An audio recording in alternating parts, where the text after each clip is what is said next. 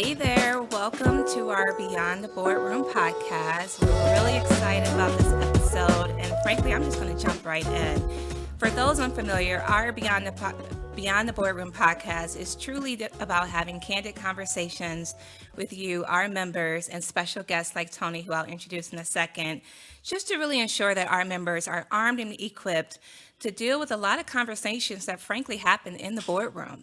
These are the unwritten rules that you hear about. We're going to candidly talk about these for the remainder of our podcast. We're really excited to jump off with this one.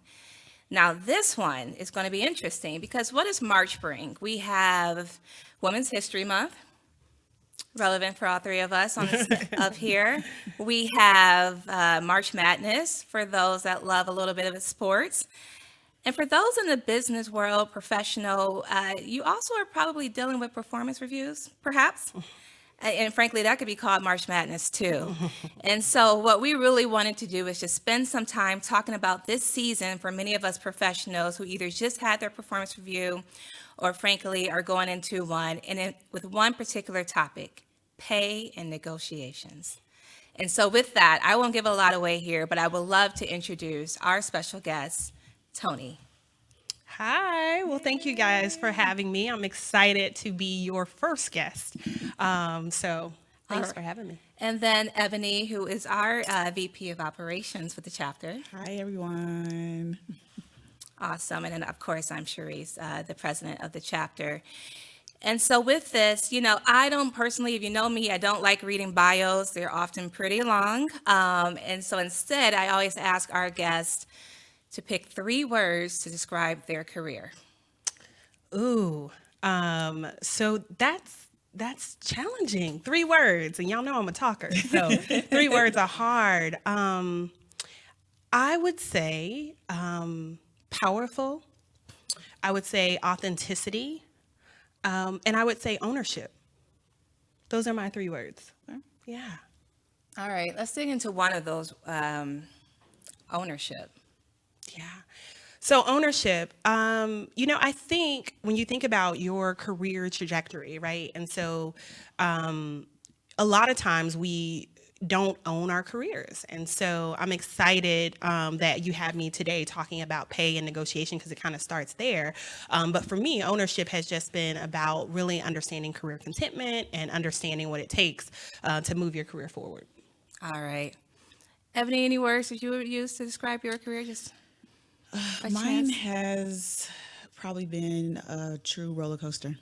I think my career's been a roller coaster. I've been very vibrant and try to make as many changes as I can and just really a go-getter. So it's sometimes up and down, to be honest. All right. I like roller coasters. So. Okay. All right. Well, again, this is a meaty topic. We have limited time with you all, and we know that we want to make sure this is super relevant to you at this time in your career. And so with that, let's jump into some questions here. Now, I want to remind our audience, these are member-submitted questions, right? This is a podcast that is curated by you. And so what we're going to do every month is capture questions that you all have, ensure that we can bucket those into meaningful conversations like the one we're going to do today. And so just encourage you all to stay engaged because these are your questions that we're going to answer.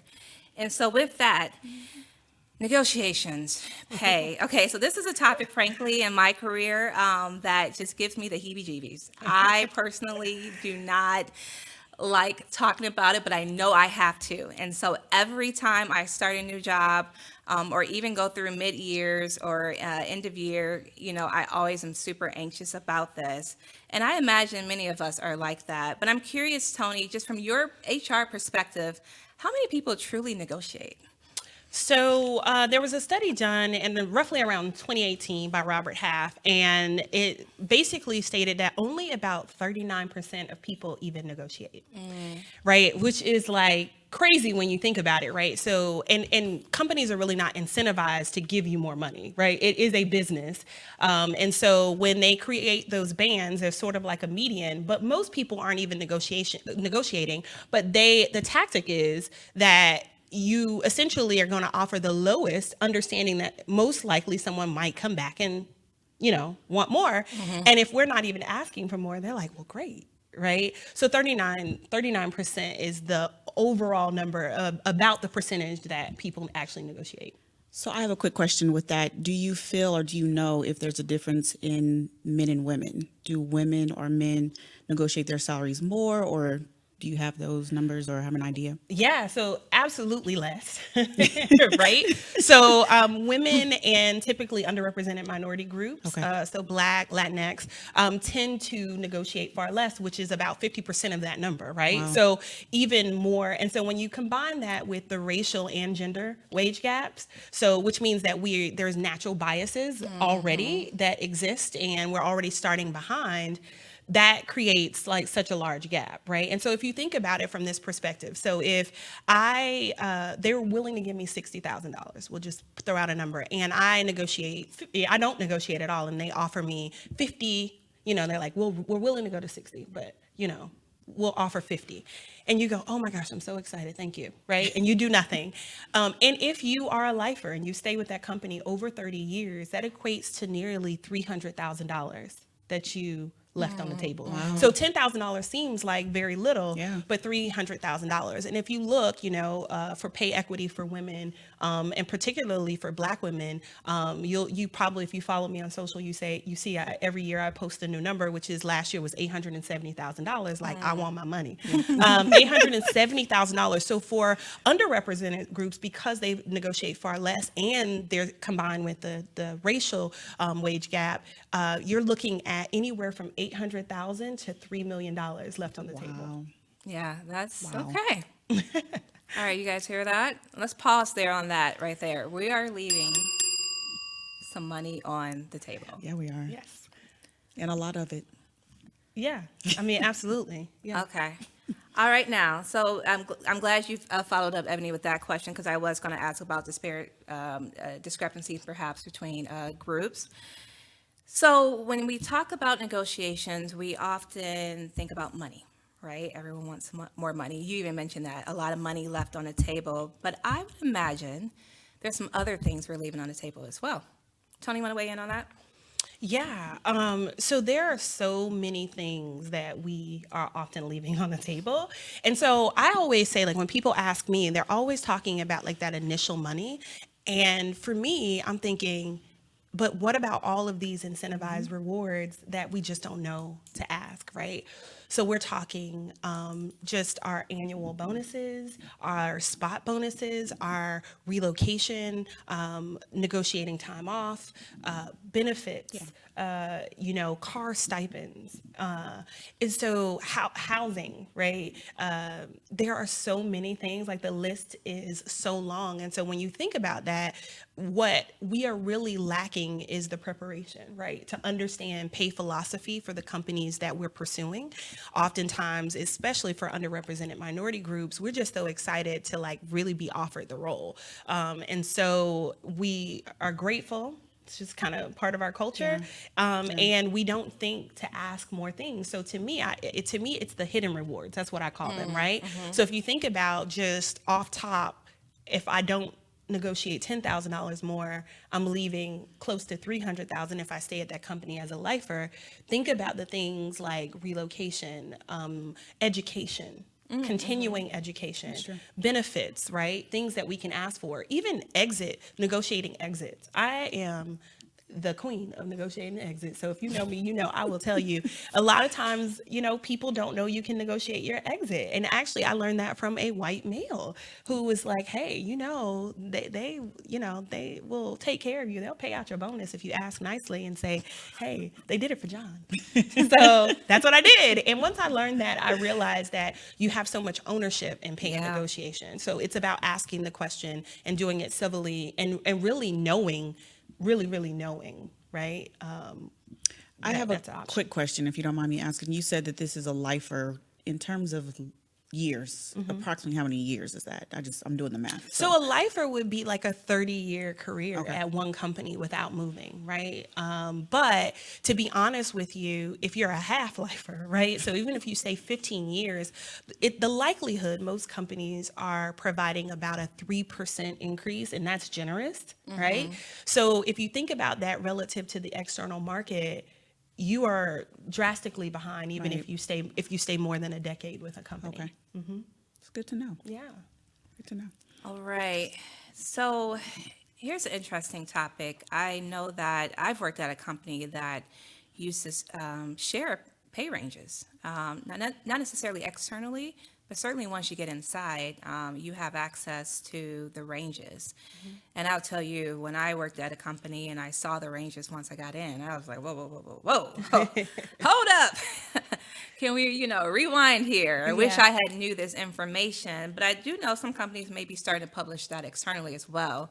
So what are your thoughts on that, and how a candidate could use that? Yeah, I'm really, really excited about the wave of pay parity and that more companies are looking to be more transparent. I think globally the workforce is changing. And as millennials rise to leadership, they are more rooted naturally in equity and fairness. And so you're seeing that in corporate America, that is sort of changing the expectation. So you see a lot of companies signing these like national agreements to participate in pay parity. Here's the thing though. Right. So most companies are releasing salaries up to a certain level. And the thing that I want to go back to is what I said earlier, which are there are those hidden incentives. Right. And those things will never be published. Right. So when you think about like, is Bob driving a Mercedes Benz that's paid by the company? Likely. Right. So I work for a company. You would think that's a dated thing, but I actually worked for a company recently where car stipends for executives did exist. And if you didn't know that that was something that was in their benefit package, you couldn't. I mean, you could even negotiate the level or style of car. So it's a real thing. It is a real thing. I would want a Rolls Royce. Just gonna put that out there. I don't know if anybody had a Rolls Royce. I'm just saying. But they definitely at least had a Mercedes. That's what I'm asking for in my negotiation. So. Okay, I mean, you want that job? I mean, yes, okay, that too. All right. Well, let's just take a little break here, guys, because again, this is a meaty topic. And so, if you know our culture with the Black MBAs, we love music, we love a good culture, and I was trying to think of some music. So, what music would you play, perhaps PG 13-ish for the audience here, before you walk into a negotiation? And for those that are watching, if you're watching us on social, we really want you to put your song choice in our comments as well. That'd be super helpful for us, and we'll share that back with you guys. But I was trying to think of a song, like if you had headphones in, you're walking into a negotiation, what are you rocking out to? So I'm going to start with Ebone over there. What you think? Ooh, let's see. I'm going with Hustle Hard. Oh, Hustle I like Hard. it. Yes, I like it.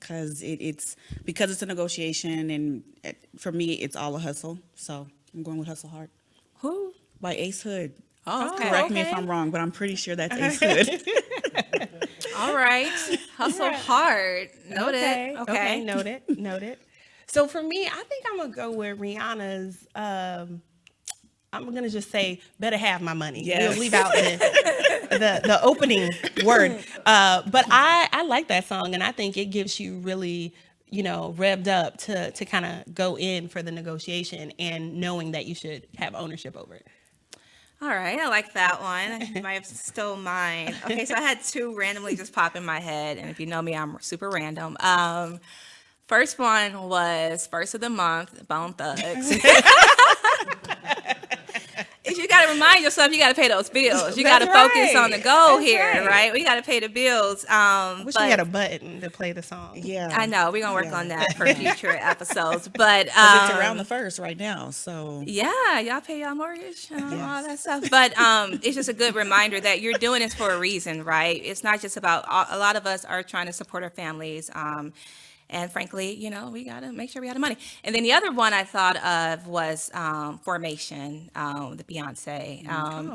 And that's more so around, you kind of mentioned it, you need to go in poised. You need to go in prepared.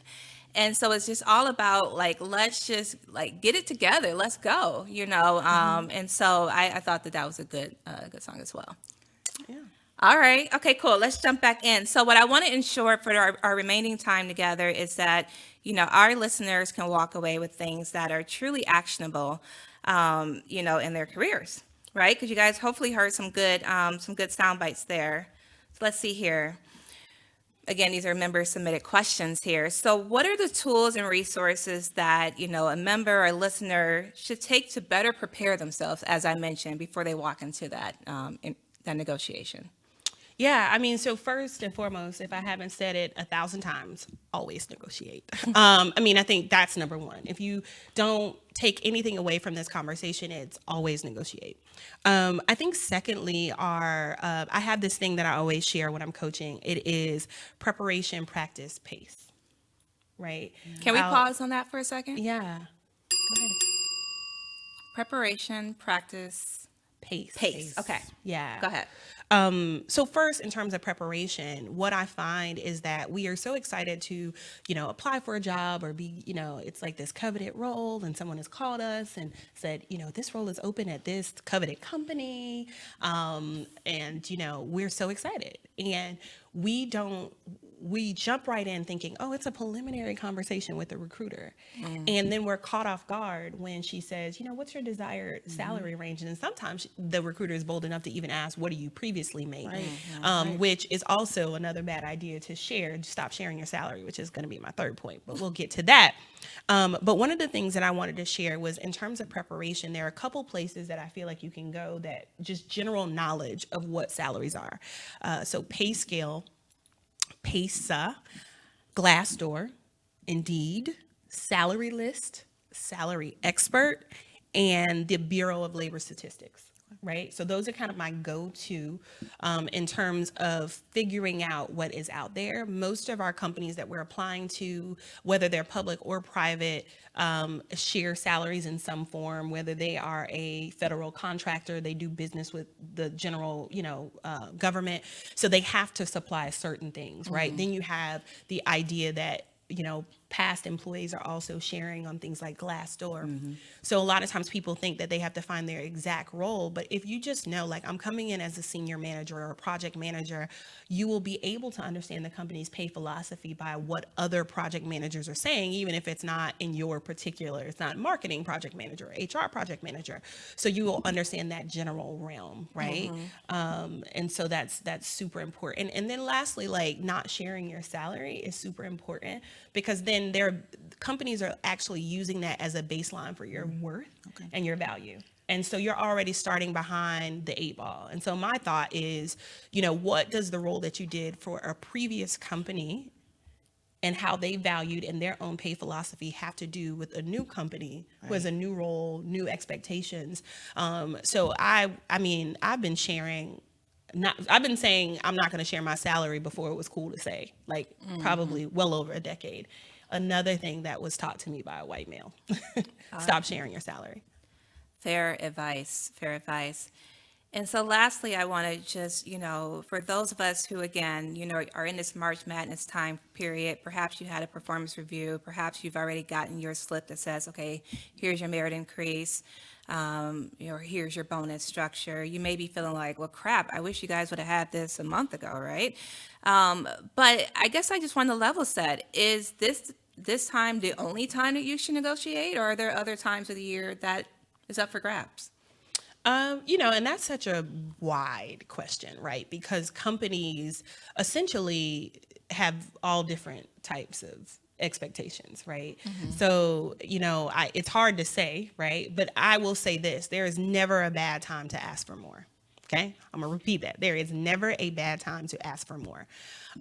So, honestly, of course, you have to know your company's, the time frame that they look and review and strategically make better decisions around, how you're presenting your work and what you've done and how you ask. But when you find out that, Bob makes more, it's a great time to go and say, hey, dear HR person, I'd like for you to see if there's equity with my peers, because I now know. And one of the things that I will say, there are a couple of things from a, legality perspective, litigation that's coming out. Recruiters are already in many states not allowed to ask salary. You see that changing. You see more pay equity, kind of laws. And you're seeing, you're just seeing a lot changing. So naturally some things are going to kind of close the gap, but it is important for you, you're not going to get in trouble for sharing your salary. That is a very old school thought process, and companies can't penalize you for sharing. It is what we call a protected concerted activity. Let me say that again. Protected concerted activity. So as an HR person, I'm sharing with you that you are protected by law, even if you go and share your salary. All right. We could talk for probably another hour, but we really want to make sure that these podcasts are bite-sized. You can consume them. Again, here's hopefully some new insight. Take some notes. And with that, I want to share with you guys a couple of notes that I took. But I certainly hope that you kind of rewind because, Toni mentioned some good insight as well as resources. And so to that point, I want to ensure that we'll have those resources available when we share this broadcast. Okay, so a couple things I took away here. Understanding that there are hidden rules, right? Level set on that. Hidden rules or hidden rewards, frankly, that we will that you need to kind of dig into and try to find some allies internally that can help you navigate that. Take ownership. It's up to you. These are songs for you. Again, as Toni kind of kicked off, it's not necessarily in the best interest of the company to give you more money. And we work for all great companies, but that's just the truth, right? And that's what we're here to do. And so in order to do that, I love these 3 P's, right? Preparation, practice, and pace. Yes. So work through that. And then lastly, it's never a bad time to negotiate. All right. Well, thank you all for listening. And again, I hope you enjoyed our first topic, meaty topic, as it relates to this March Madness, this time period. And I hope this was helpful for you all. Any lasting words? No, thank you guys for having me. I'm so, excited to be your first guest. And this is a relevant topic. Happy Women's Month to all my ladies. And we have something else coming up, right? Yes, we do. So I will be partnering with the National Black MBAs to do a session on performance reviews and, all things, EQ, scenarios, how to ask for more, how to get feedback, knowing when to go sometimes as well, and what that means, and kind of decoding and demystifying what performance reviews look like. So I'm excited about that. Yeah, so mark your dates, Thursday, March 19th at University of Dallas from 6 o'clock to 8 o'clock. And again, you can check our social feeds to learn more about that. But again, we'll have Toni as our guest who can kind of delve a little bit deeper into these topics.